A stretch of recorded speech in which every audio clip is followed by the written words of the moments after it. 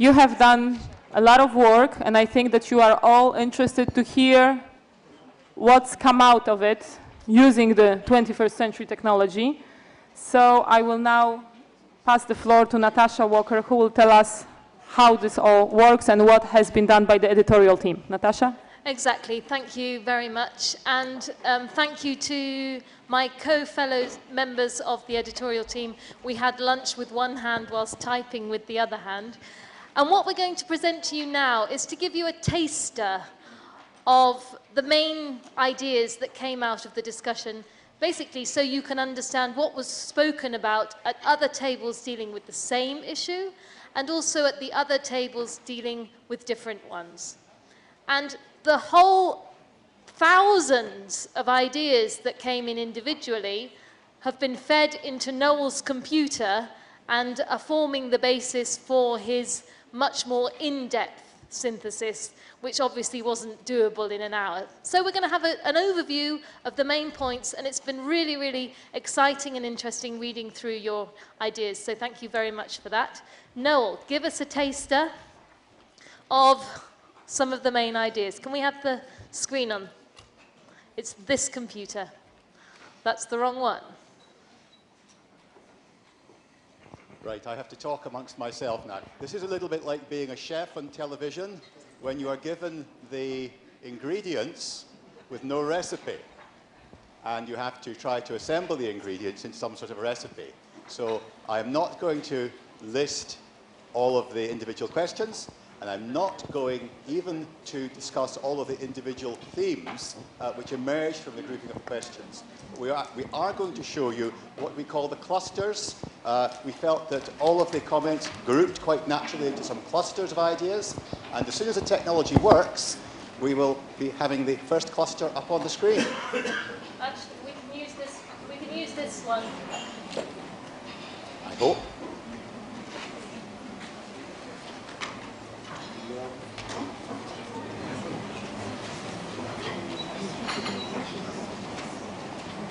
Can you please put it on?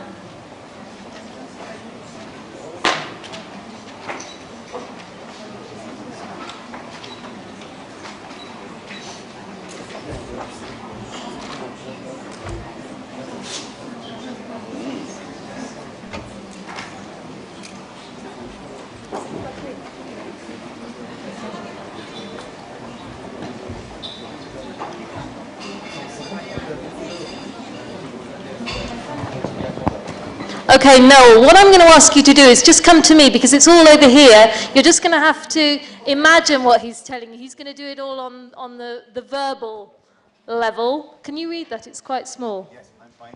So these are all the headings, all the main issues that we've come up with from what you've fed to us on question one. Question one being, what effects is the financial crisis having on heritage?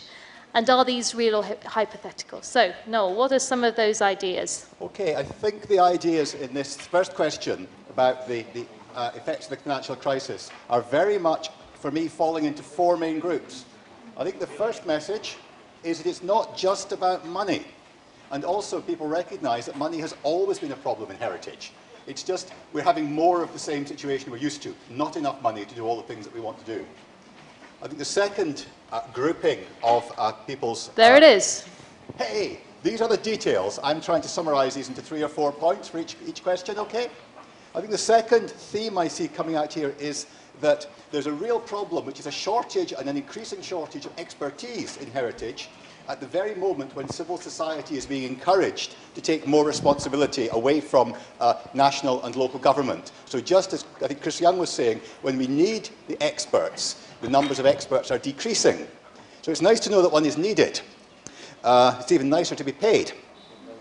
I think the third theme emerging from these groups of comments was that there's a very strong feeling that at times of crisis there is a temptation, a pressure to lower the standards of conservation, lower the standards of what we accept, to accept more change than many of us feel comfortable with in terms of what we will allow in the heritage to give it a viable future. And I think my fourth observation, which has come up here very strongly, I think, in the presentations too, which is that the impact of the financial crisis seems to be being felt in very, very different ways and to very different extents in different countries.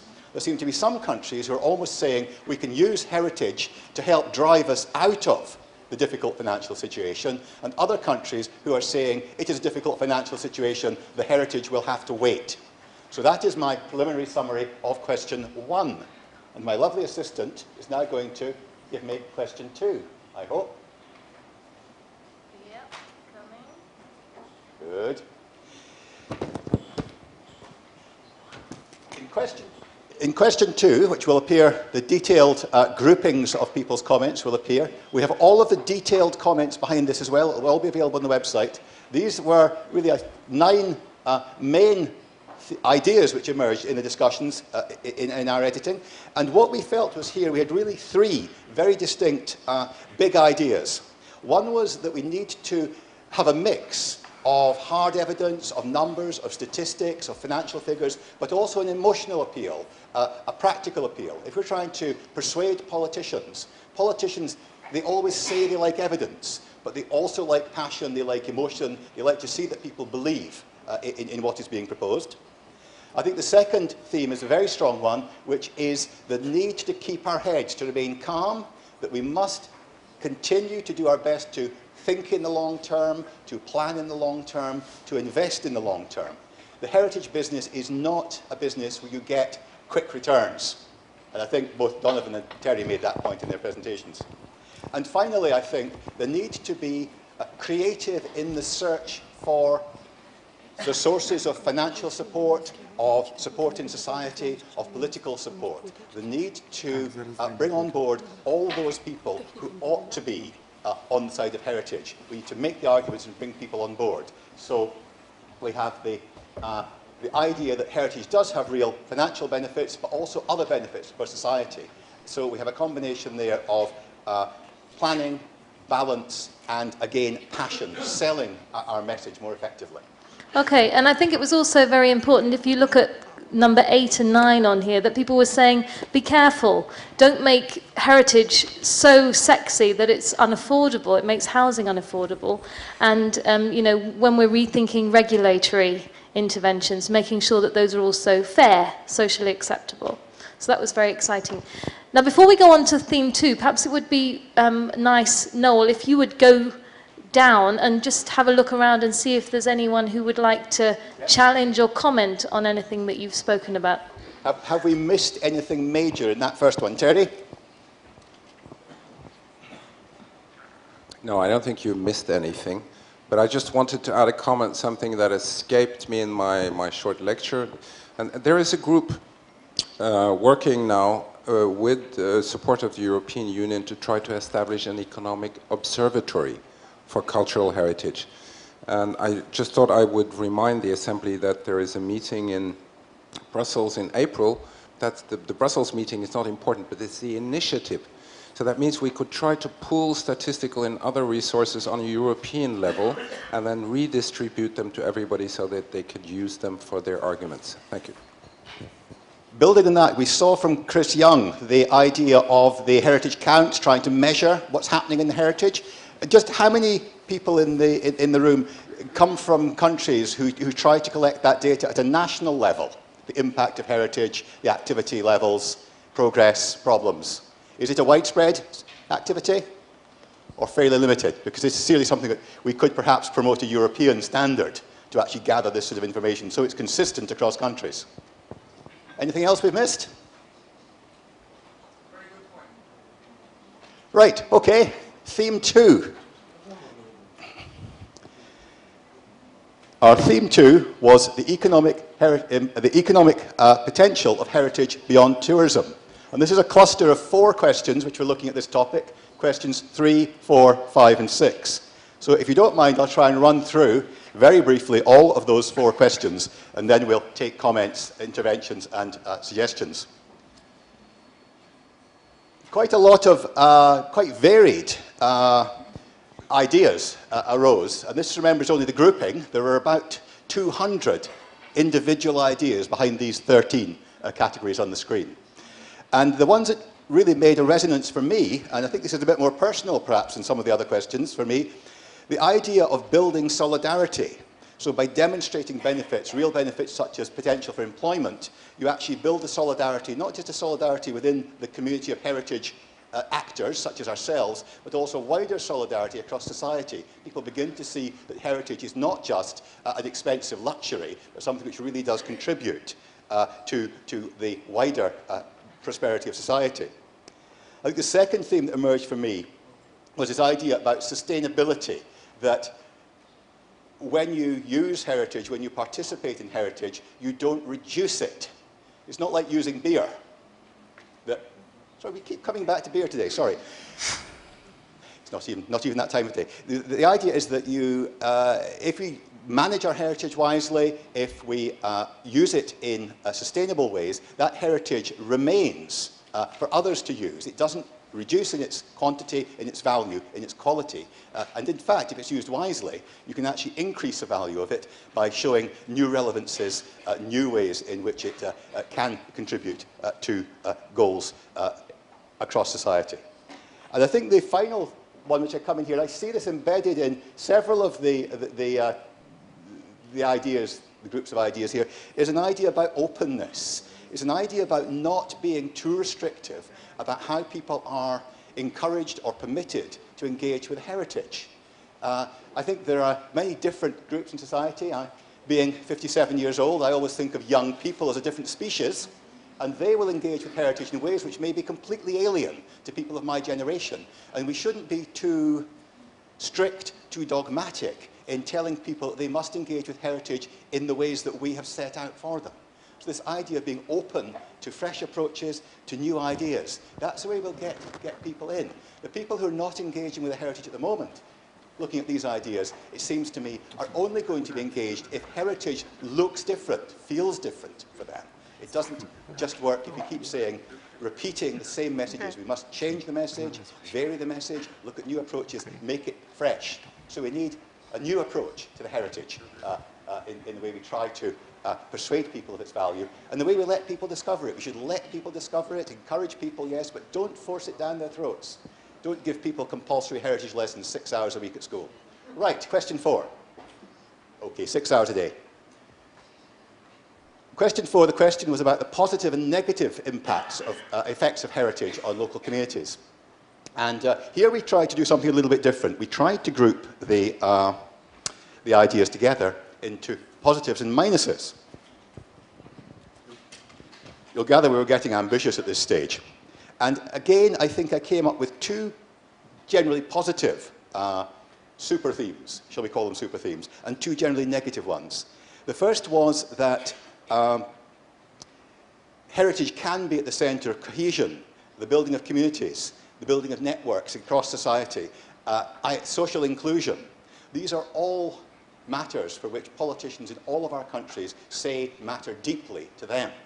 We can demonstrate from practical examples that heritage projects, development around heritage can contribute these wonderful European transnational buzzwords. Let's not be shy about it. Let's claim. Look at our colleagues who work in the natural heritage. They claim all sorts of extravagant things to the natural heritage. Let's be bold. Let's not be shy. I think the second positive theme is that not only does heritage help to build collaboration within communities, but also that the collaboration itself is needed in heritage, that we need to collaborate between the national, regional, local level, we need to collaborate across boundaries and between communities at the same level, that we need to work together. We're not competing with our neighbours in the heritage business. If we get heritage right, it's a positive thing that we have something interesting to show, our neighbours have something interesting to show, the people down the road also have something interesting to show or to talk about or to perform. People will come to our region, to our district, they will stay longer, they will live for a few days locally, they will add to the economic benefit. Perhaps on the negative side, I see one very, very strong thing which sticks out for me there. It's number 17, and I think this is very, very important. Don't force people to become themselves living museums. I don't know if we have anybody here from Venice, but there's a very, very active group in Venice who are doing a lot of campaigning about the way in which heritage and tourism has completely taken over their life. Perhaps the people of Krakow would feel something very, very similar, particularly in the summertime when all those tourists are there. So People can suffer from heritage. It can be very, very positive. But if you happen to have a bit of heritage in your garden, it's not always a pleasant experience. And finally, I think my positive, my negative message was we need to be careful about being too successful.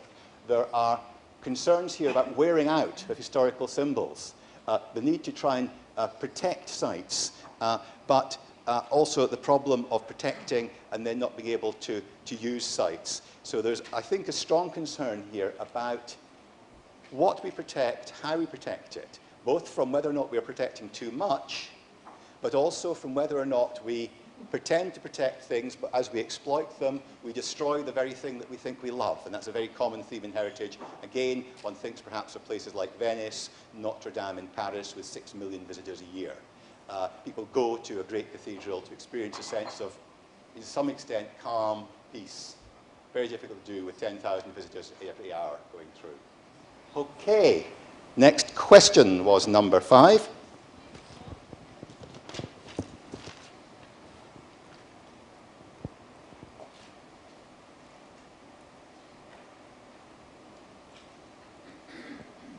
I love technology. One day I must have some myself. Okay, a slightly smaller number of responses on these topics, and also I think a slightly more orderly grouping emerged from the editorial perspective. I think the first strong message we had is that we still need heritage laws. We can't do it all by voluntary action. We need laws for protection, laws for management of the heritage. So we need better laws, but also we need the existing laws to be more effectively enforced. There are many parts of Europe where there's very, very strong, very effective heritage legislation on paper, but the will, the political will, or the resources in terms of experts and manpower may not be sufficient to actually do that business of protecting the heritage asset which we want to use. But having said that there's still a continuing role for the authorities in setting up those roles and systems, we also, I think, have a clear recognition here that the authorities must work with owners and with developers and indeed with the whole of civil society. So I think we're seeing here a need to balance the roles of the different sectors of society in the way they act. Government is good for some things, private sector is good for some things, combinations are good for some things. It's a question, again, of being open and flexible at how we approach. Each project will probably have a different mix of that public-private makeup to it. And finally, and this is a theme which actually came up in several of the answers to several of the questions, which is public awareness. There's a strong message here, I think, that we need education programs, that we need real incentives for people to think, hey, that heritage which I own may actually be useful. It's not just a burden, something which I must support every year, and I don't get any help from the government to look after it. Things like tax regimes can be looked at. The need to reward those who actually act positively to protect the heritage, to make it accessible. The vast majority of heritage in Europe is owned by private individuals. Those private individuals at the moment are often excluded. We've already heard from the difficulty of some of the accessing some of the available funds if you are solely the private owner of heritage, which the public may be accessing, they may be visiting it, walking past, taking photographs, whatever. You get no benefit from that, but you are criticized if you do something wrong. Okay, question 6, please. Question 6 is the last of the group under this, this theme of the potential beyond tourism. And a very, very wide range of answers, again, to the question, but again, quite a tight set of themes emerging in question 6. And for me, I think question 6, the themes which emerge for us, you notice how often you see the idea of mechanisms and processes and measurement again is coming up here.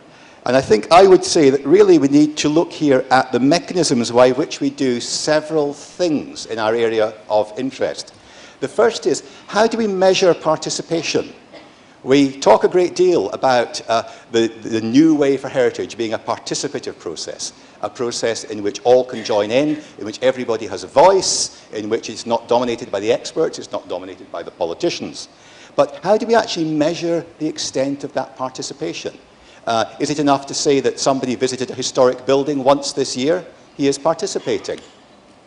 We don't know. He might have gone in because it was raining and it was a free admission day. It was a European Heritage Day and he went in out of the rain. Is he participating with the heritage? What about somebody who has thought very, very carefully about whether or not he can conserve his ancient building which he owns and decides very reluctantly that he can't afford to do it after all the expert advice and bulldozes it to the ground? Is he participating? So how do we measure participation? What do we mean by participation? What would genuine participation look like? And how could we demonstrate it to people who think that we are making up stories and lies and fabrications? I think the second thing that we need to develop mechanisms to look at is the different categories of people who engage with heritage and the different ways in which they engage. We have some very simple categories: old people, young people, people who are less physically able, people who have difficulties in learning. A whole range of categories of people have been invented for various purposes in modern society. What is the take-up of heritage? Are we missing groups? It's very common to say that there is a shortage of young people engaged with heritage. But actually, if you look at almost all civic activity throughout Europe, there is actually a shortage of young people involved with formal types of civic activity. They're very much out there doing their own thing. So perhaps if they are aware, they have a chance to enjoy things occasionally, we shouldn't worry too much that they are not joining committees or action groups. Maybe that's something they do when they get a little bit older and can't go to the discos every night, okay? And finally, I think we need to develop mechanisms to understand what it is that the general public actually value about the heritage. What do they actually know about the heritage? Do they care about it? And I think we would get a shock if we actually went out and interviewed thousands of people in the streets of the cities of Europe, and we said, what for you is the meaning of the word heritage? What is this heritage thing? And I think we'd get some very interesting ideas. I come from Scotland. I think our heritage would be about football, and we're not very good at it, but it's part of our heritage. I don't think many people would say our heritage is historic practices, historic buildings, etc. Yes, if you go and ask people questions such as, do you care about the heritage? Of course they say yes. Who's going to say no? We need to be more sophisticated in how we measure that. If you ask somebody a question which has no cost attached to it for them, then they will always say that they favour any particular activity. We need to be asking questions such as, if the government has a limited sum of money, would you like to see more money spent on heritage promotion if it means less money spent on the health service? These are difficult questions. We need to be asking some of these questions, and we need to be prepared for the fact that the public may not think heritage is a very high priority. That's where our task of education comes in. That's my group of thoughts about that second theme, the theme of economic potential beyond tourism. And it was really interesting in looking at your... that's great. Give him a round of applause. Thank you. It was really exciting reading this because you were saying, look, there's no one-size-fits-all when it comes to measuring. We're talking about qualitative and quantitative. We're talking about short-term, long-term. There are a hell of a lot of ideas that you've given us there, which we'll be able to give you in total. And also the question of how often do I measure? So we've really come up with a lot of strategic thinking in this line of measuring the impact, measuring the positive effect.